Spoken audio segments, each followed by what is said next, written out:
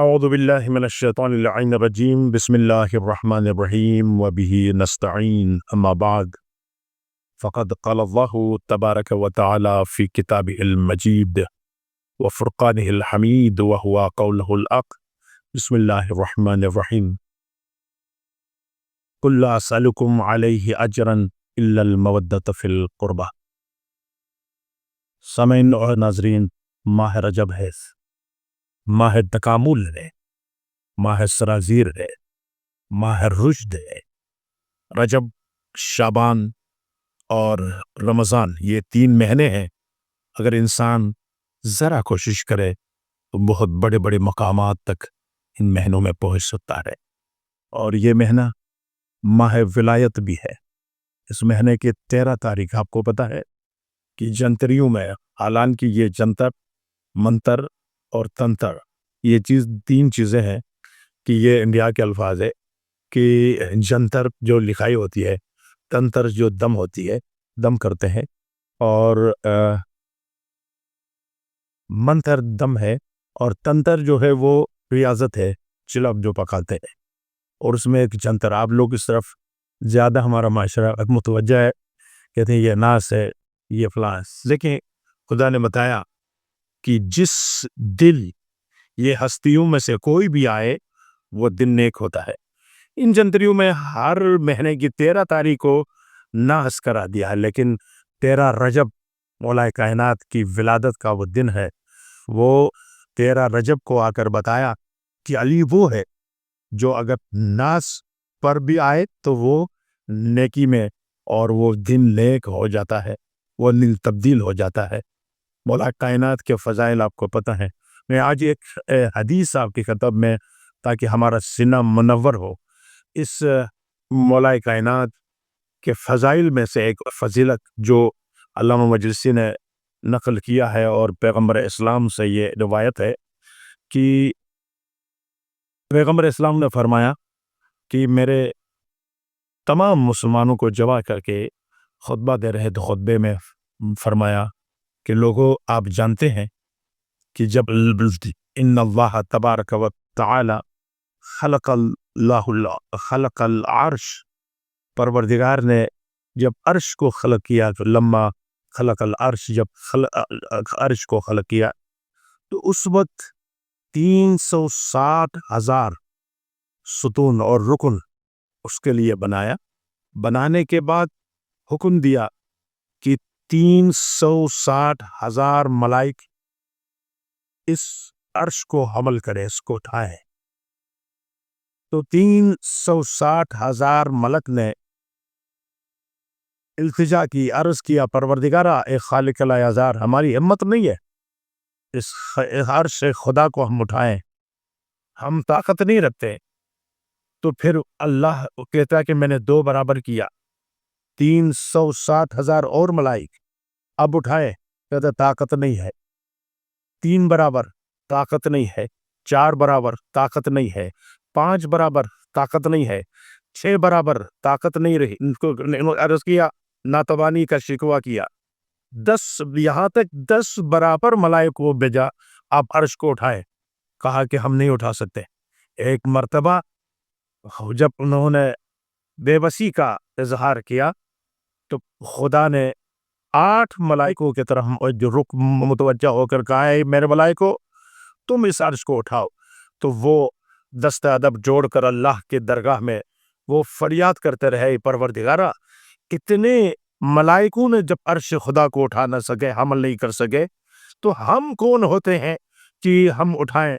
تو فرمایا کہ میں ارشاد کیا کہ میں ایک طاقت تمہیں عطا کروں گا کہ آپ 8 اٹھا سکتے ہیں، میں ایک ایسی طاقت تمہیں عطا کروں گا کیوں تاکہ آپ اٹھا سکیں۔ انہوں نے تعجب سے کہا کہ ٹھیک ہے، اگر آپ طاقت ہمیں مل جائے تو ہم ہر عرش خدا کو حمل کریں گے۔ تو اس وقت فرمایا تم یہ پڑھ کر عرش کو اٹھاؤ، بسم اللہ الرحمن الرحیم، لا حول ولا قوت ولا حول ولا قوت الا باللہ العلی العظیم، وصلی اللہ علی سیدنا محمد وآلہ الطیبین الطاہرین۔ یہ پڑھ کر اٹھاؤ۔ تو جب انہوں نے پڑھ لیا تو عرش خدا کو حمل کیا، اٹھایا۔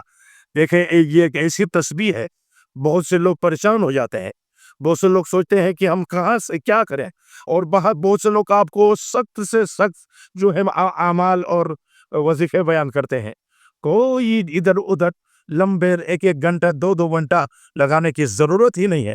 اگر کوئی پریشان ہے، کوئی درد رکھتا ہے، کوئی پریشانی کے عالم میں ہے، تو صرف ڈیلی 100 مرتبہ ولا حول ولا قوت الا باللہ العلی العظیم یہ ذکر پڑھیں۔ یہ ذکر وہ ذکر ہے کہ ہزاروں ملک عرش خدا کو اٹھا نہ سکے، اور اس ذکر کی مدد سے یہ عرش خدا حاملین عرش نے اٹھایا ہے۔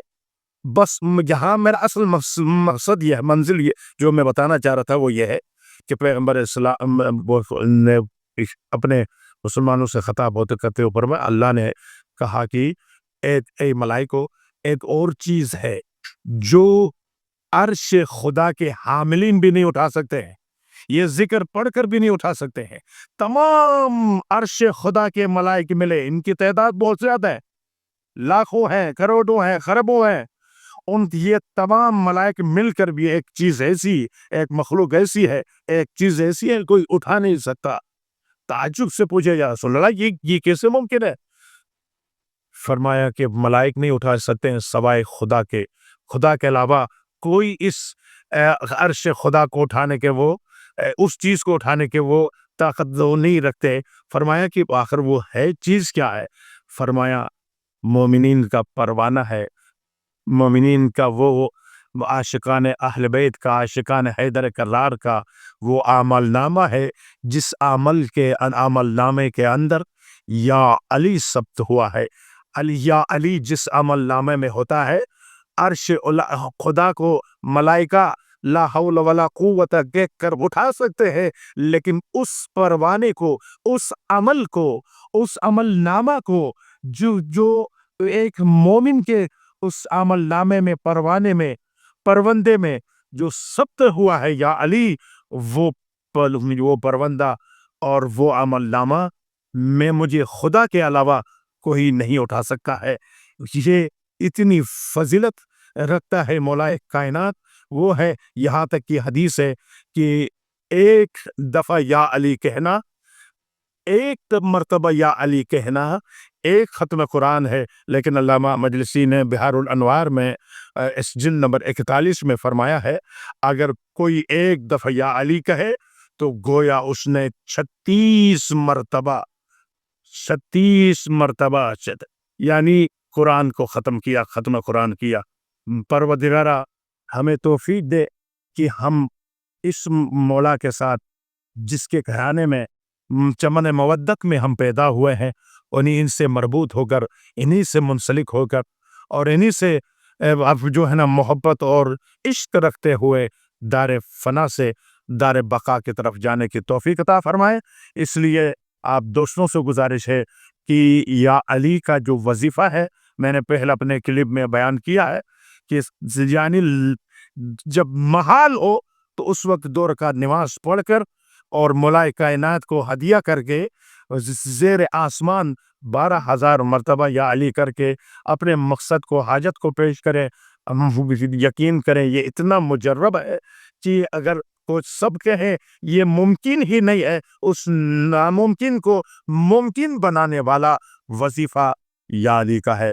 پروردگار مولا کائنات اور ہر گلی گلی، کوچہ کوچہ، نگر نگر میں مولا کائنات کا یہ نعرہ، یہ عظیم نعرہ، یہ اسم اعظم نعرہ بلند کرنے کی سب کو توفیق عطا فرمائے۔ السلام علیکم ورحمۃ اللہ وبرکاتہ۔